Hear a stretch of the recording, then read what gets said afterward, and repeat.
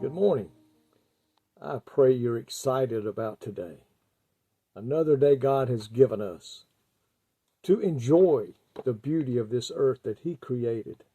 While man is living in a life of sin in a world of sin, there are still some great things to be enjoyed while we're here.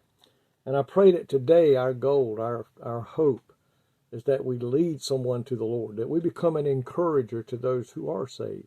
Folks, the last thing the world needs to hear when we're out there trying to introduce them to Jesus is a complainer. But they need to be encouraged.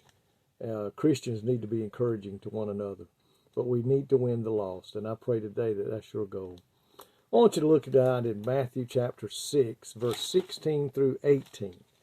And listen to what these words talk about or say about fasting. It says, "Moreover, when ye fast, be not as the hypocrites, a sad countenance, for they disfigure their faces, that they may appear unto men to fast. Verily, verily, I say unto you, they have their reward. But thou, when thou hast fasted, anoint thine head, and wash thy face, that thou appear not unto men to fast, but unto thy Father which is in secret, and thy Father which seeth in secret shall reward thee openly." The Pharisees and those, they appeared to walk around, in the hypocrites, they would walk around like, "Woe is me, I am sacrificing today for the Lord, I'm not going to eat this, and I'm not going to do that." And they just wanted people to know that they were suffering for the Lord.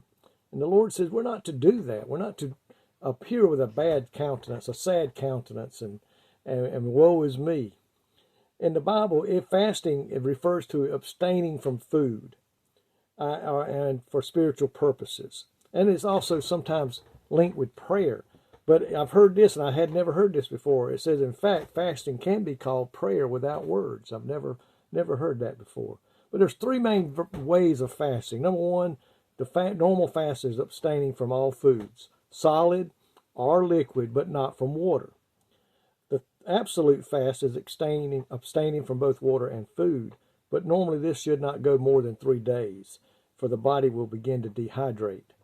And then the last one is we abstain from it's a partial fast. A restriction of diet rather than the complete diet, like Daniel and the 3 Hebrew boys did when they were first taken into captivity. They just ate a certain type of food, but just abstained from the others, the meat. I think they ate all vegetables. So there's 3 different ways to do it. But fasting with prayer has several different purposes. Number one, to honor God, to humble one's soul before God in order to receive more grace and God's closer presence, and to mourn over personal sin and failure. There's many ways we can fast.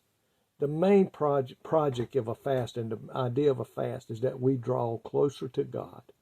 We learn how to live for the Lord even more when we fast, and we just draw closer to that presence of the Lord in our life today. Folks, fasting will help us to grow stronger in the Lord. But the Bible also says the fasting that will move mountains only comes by reading God's Word and praying and seeking His face. So today, fasting is not something it's easy to do. Fasting is not something that most people do. And you can bet when you come to grow to fast, the devil's going to combat you. There's going to be more food offered to you that day than ever before, because he knows when a child of God fasts, they're growing closer. They're getting into that deeper walk with the Lord. And that's the last thing he wants. We don't like to talk about abstaining from food because we love food. But folks, we need to learn how to do it more often, because it helps us to grow spiritually stronger in the Lord. God, thank you today for your precious holy word that draws us into it so that we may know more about it. God, your word is a living word. It speaks to us. It tells us the good things that come when we draw closer to you, and what the bad things are when we drift away from you.